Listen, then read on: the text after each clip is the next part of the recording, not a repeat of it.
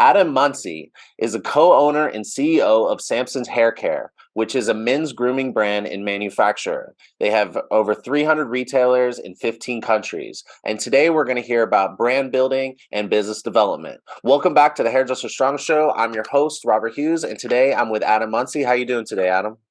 I am wonderful. Thank you so much for having me back, man. Absolutely. And if you're listening or watching this and you did not see Adam's first episode, we talked about his story, how he got into what he's doing, and the road to get there. And there's a lot of really awesome nuggets in there for if you're looking to build a brand or a business. And today we're going to kind of expand on that a little bit. So when I say brand building, what comes to mind when I say like let's talk about brand building a brand? For me, it is what is Samson separate from Jake and Adam, which is toughest for me to not see myself and Jake in it or see it as something separate from us is always tough. It's like your kids, right? There's always a little bit of you in your kids. It's a bit easier for me because I do foster care, so there's nothing biologically, but sometimes my daughter will cross her arms and just give me that face, and I'll be like, "Oh, that's my wife right there." And in the brand, there's the kind of the same thing. So building the brand is something that's able to separate from myself and my partner, and that can be the same with the performance of the products, the look of the products, and then the voice of the brand too. I think if you were to look at our brand separate from us, it's really easy to do because my co-founder and I are really very different. For other things we have in common, we're pretty different. You know, we're both super devout Christians. We're both foster dads. We're both bros. Like Saturdays, we pretty much just want to watch sports and like drink beer, that sort of thing is like what we're really excited about. And we're middle-aged dads now, but like Jake played college basketball and I did not. It's probably the nicest way to say that about my basketball abilities. So we're really different in that regards. And Jake is super extroverted. Like the guy can, if he goes to church on a Sunday morning, he's the person that's in the lobby for like 45 minutes after that everybody wants to shake his hands and say hi. And I'm the dude that's been going to the same church for 8 years now. And people are like, welcome. Is this your first time? Like we're just very different, and Samson's has to exist separate from us. So I would say building the brand is figuring out what that brand's voice is. And then the nice thing about that as a cosmetologist, hairstylist, whatever, is that then your career can exist separate from who you are. And I think that that is a very healthy thing to have, right? Because otherwise boundaries start to get broken and it becomes a bit unsustainable the longer you're in it. It's one thing when you're 19 or 20 to pull 80-hour weeks when you don't have kids, and you don't have a mortgage, and you don't have a partner. But when you're 30 and you've been in it for 10 years and you have all those things, and somebody's texting you at 11:30 on a Thursday, hey, can you get me in tomorrow morning? I have an interview.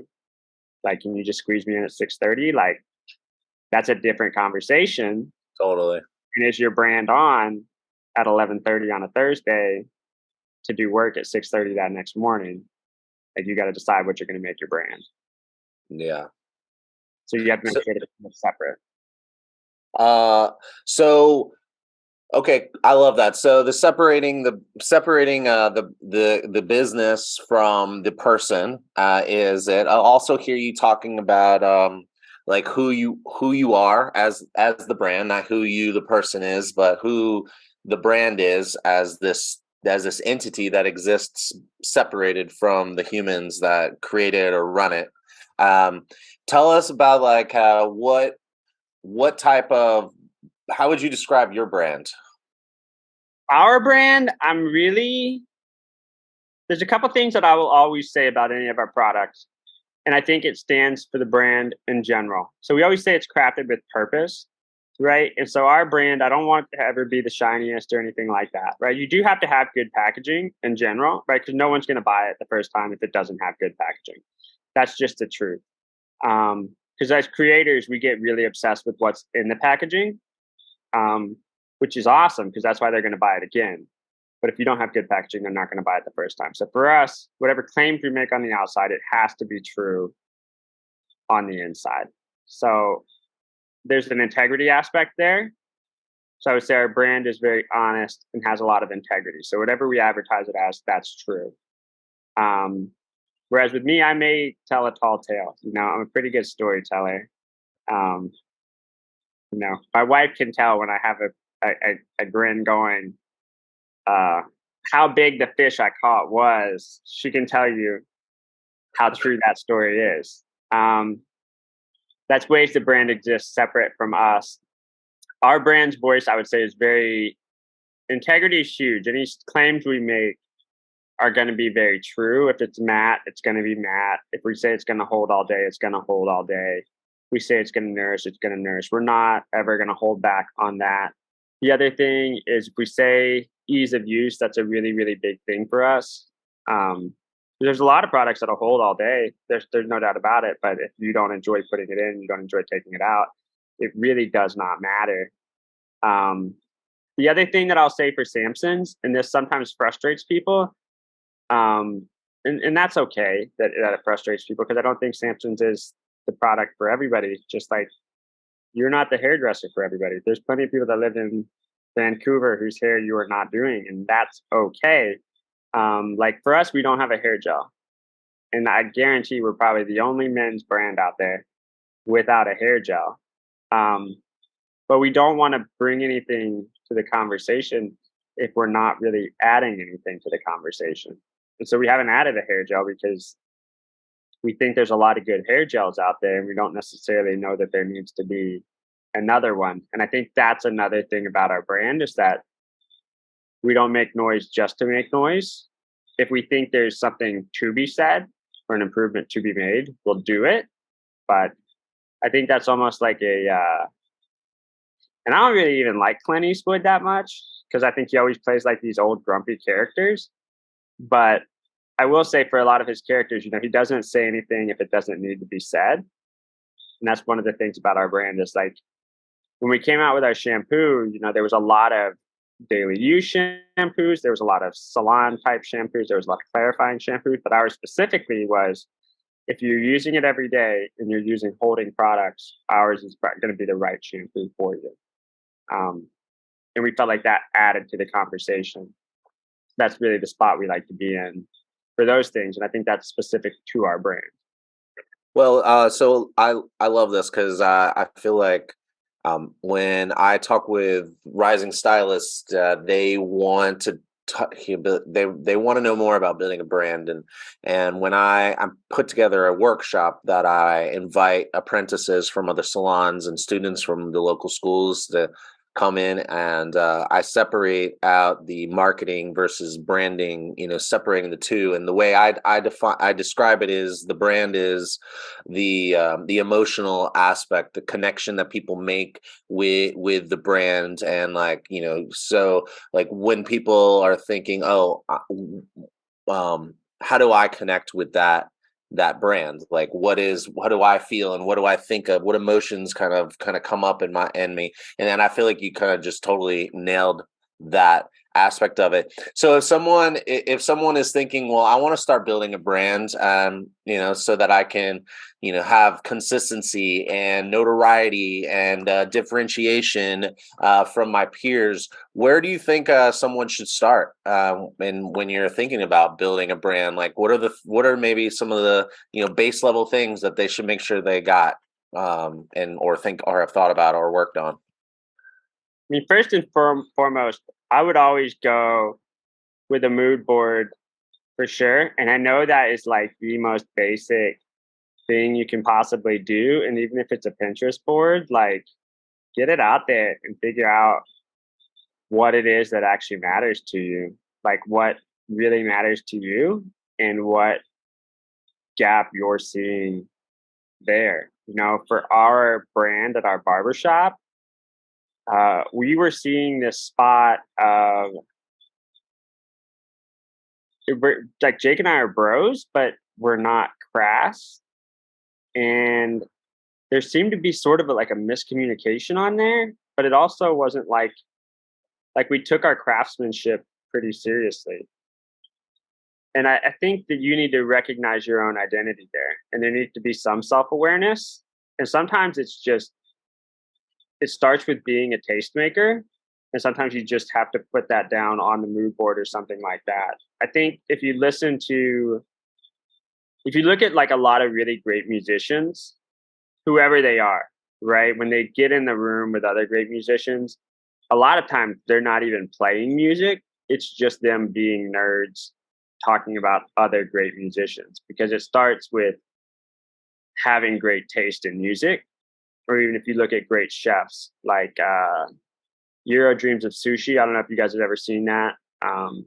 He's a sushi maker, and he's just obsessive with it. And he's like the greatest in Japan ever. And his kid spends 20 years just learning how to make this special type of cake or whatever it is. But the whole point being that he says, I'm not one of the greatest chefs ever because I don't have the taste that really sets me apart. Like my sense of smell is not that heightened. My sense of taste, my taste buds are not what it would really be. But I think if you're at the spot where you can tell a really good haircut from a bad haircut, and that's what makes you want to cut hair, notice that, put that down, and then you can tell a good brand from a bad brand, notice that and put that down. Like me personally, when I was younger, I was obsessed with brands. When I was in college, I worked at Sunglass Hut, and we just have these brand things, and I would get so caught up in them. I was obsessed with Xenia when I was younger. I'll never buy Xenia. Number one, I can't afford Xenia. I live in the Midwest, so even if I could, where am I going to go buy Xenia right now? Like, that's not a thing. And then if anybody recognized I was wearing Xenia, I would be so embarrassed. Like, they'd be like, "Why are you wearing a $5,000 suit right now?" Like, that would not work out. But it's part of like, you got to recognize the brands you're obsessed with, put them on a mood board, and then drill down why you're obsessed with those brands. And that will help you know, like, what's the reason you're obsessed with those brands, to really draw out what makes you want to build this brand, your specific brand. That's good. I like that. A little exercise that our viewers and listeners can go back and do. So, in your experience in building a brand, because so like you have the brand, and then you also want to get it out in front of people, and as you start thinking about who and like who you're going to get out in front of and where you're going to get out in front of, what has been your experience, and and you can kind of include any sort of like message to the audience in that. So what has been, sorry, can you rephrase that question? So when you're thinking about, as we're talking about brand building, and having, once someone's kind of gone through the process of identifying who they are, what their brand is, they'll pick, like, decide on colors and the tone of language and a name and a logo, and they're going to make sure that their brand is kind of echoes throughout all of that. Then there's you have this brand, but like, you want to get in front of people. So that's kind of, I guess, where the marketing comes in. And do you have anything that you want to speak to on that? Like, how do you relay that brand or communicate the brand effectively to people? Oh, okay. So I would say the big thing is to how are we getting it out all the time, but staying consistent with what it is? Like, how are we getting that brand message out? That is a big one. I would say for us is understand that like everything is a form of communication. That was something I learned, as like a low level manager in retail and in parenting. Why is your kid refusing to eat his dinner, right? They're communicating something to you. And the same is true of your brand, right? So like, even if you look at this piece right here, and there's a lot going on with it, right? So why did we choose watercolor, right? So watercolor is about blending colors together. Foster care is about blending families together. Why did we choose cactus flower in our scent, right? Because cactuses grow in the desert. Why did we choose oak moss? Native Americans used to use oak moss for its healing properties, foster care, healing, this whole thing. So you really have to think everything's going to communicate something. Nice. With your brand, you got to stay consistent on that with every action you do. So it's even down to whatever memes you pick or music you pick on your reels, you got to be big on it, right? So recently there was something where it was Joe Biden talking about being being made in the USA, right? And then sitting about courtside with a bad and a bunch of girls being all up on that. And it was like, it was something that if it had come on in my car, I probably would not have been so offended that I would have turned it off. But for the messaging of our brand, it was not the right piece of music for us to put out with our stuff. And you really have to be like hyper conscious of all of those pieces all the time. And it does seem like you're being controlling and you're being overbearing, but you've got to take it super, super seriously. There was another meme I saw about like, who cares if your grandma or people from your hometown think you're cringe or whatever? Like, what's worse is like going through life and having not like taken that opportunity to really like give it your all at whatever it was, or like not taking that shot. And like I 100% can relate to that. Like, yeah, there are going to be people who like shoot you down for taking your brand too seriously, but you got to take it seriously. You got to say like, these are my parameters. You got to think it through every single thing that you post, do, or say. And you got to be on and keep your messaging consistent, and then it will get out. The other thing is you got to be good about making your content all the time. Collaboration's big. Hashtags are big. YouTube's big. Even if it's stuff you don't understand, sometimes you still got to take a swing at it. YouTube's not something I'm like hugely big on. I watch Maddie Matheson cook. That's about it. But we've still advertised on there before because there's people that it matters to and they did it. So I kind of meet them there. But when we do, you know, Jake and I'll sit down and say like, hey, here's our 5 talking points. Here's what our brand's about. Our personal thoughts don't matter that much, but like, here's what the brand thinks.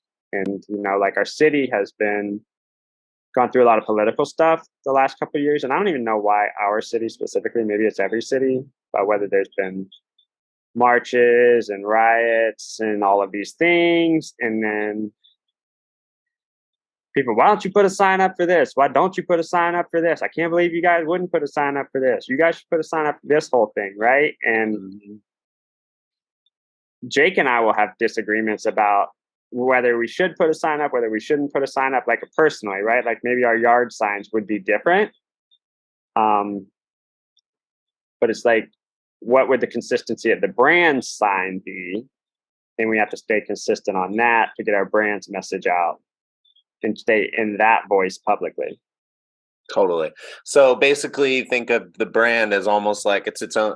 If you think of it as its own entity, unless your brand is you, then you got to remember, like, you know, if you're promoting yourself, you can just be yourself. But if you're trying to create a brand that is not just kind of like you off the cuff, if you're trying to have something that maybe is a little more timeless or can, you know, live beyond you, then keeping that consistency. I had a young person come in to apply for an apprenticeship, and she had worked at multiple salons before, and I said, what is something that you've learned in your previous experience? Thinking to myself, why is she here? And if she's had this other experience, like, you know, what is it that she's looking for, and what is she bringing in? And she said, I learned that I can't talk the same way to clients as I can my friends.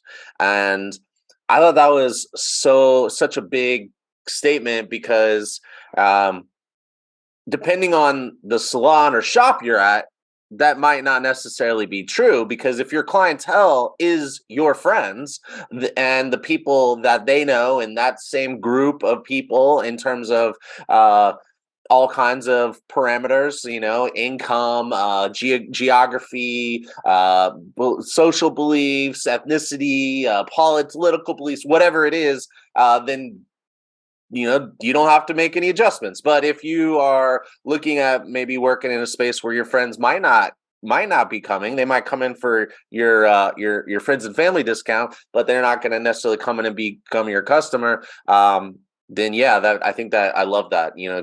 Make sure that there's this consistency throughout, because that's what people are going to be seeing, and they. I like that. That's pretty good. Did she get Um, the job or no? no, I ended up not hiring her, not but because mainly because someone else came in. I was doing like interview after interview after interview, and someone came in who just was like, it was like a click. Oh, it's like obvious. Yeah, and so what I'm doing is offering these other people that they can come in for our training, just in case I see them in a new light, and we can either hire them or I can send them to another local salon to be hired. Um, so, but anyway, I really appreciate your coming on the show and sharing this branding stuff. I feel like this is probably one of the more in-depth conversations I've had on the topic, and I really think this will bring a lot of value to our audience. And so I really appreciate you sharing today. Of course, man. I appreciate the opportunity to come on here. Like I said, I've been a fan and been listening for a while now. You see me comment on the Instagram, DM you everything. So it's a cool opportunity for me. Awesome, cool. Well, until next time, I look forward to seeing you. And if we don't see you at a show, we'll look forward to seeing you, on back and on this show, All in the right, future. man. Sounds All good. right, Have a good one, brother. all right, cool. Take care. Have a good one.